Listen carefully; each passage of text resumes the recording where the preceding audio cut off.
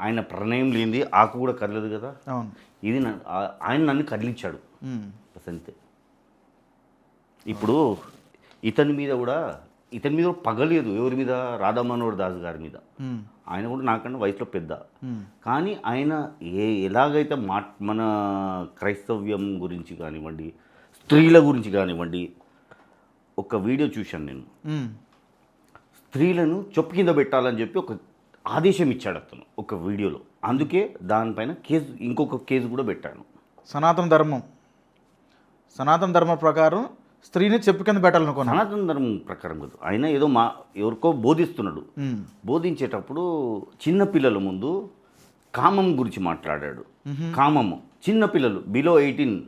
Okay. ఇది మీ ఛానల్లో మాట్లాడుతున్నాను నేను. ఓకే. కామం గురించి మాట్లాడారు చిన్నపిల్లలు బిలో 18 years పిల్లల ముందు.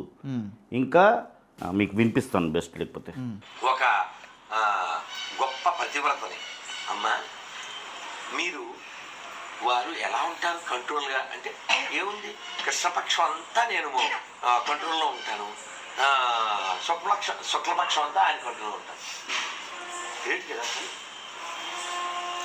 ఎలా ఉంటారు మీరు అని అడిగితే శాస్త్రం ఏంటంటే చాలామందికి నా ఆపరేషన్ అయిపోయిందా అంటుంటారు. ఆ పుస్తకం చదవండి ఒకసారి.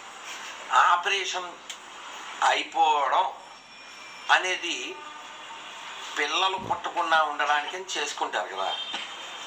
కానీ శాస్త్రం ఏం చెప్పిందంటే కామం కేవలం పిల్లలు పుట్టడానికే వాడాలి. ఆపరేషన్ చేసిన తర్వాత కామాన్ని తీర్చుకుంటే ఆవిడ కాళ్ళ కింద చెప్పుతూ సమానం. కామం దేనికి? అసలు మాటలు ఏంది? నువ్వు మత పెద్దవి కావు, మత పిచాసివి.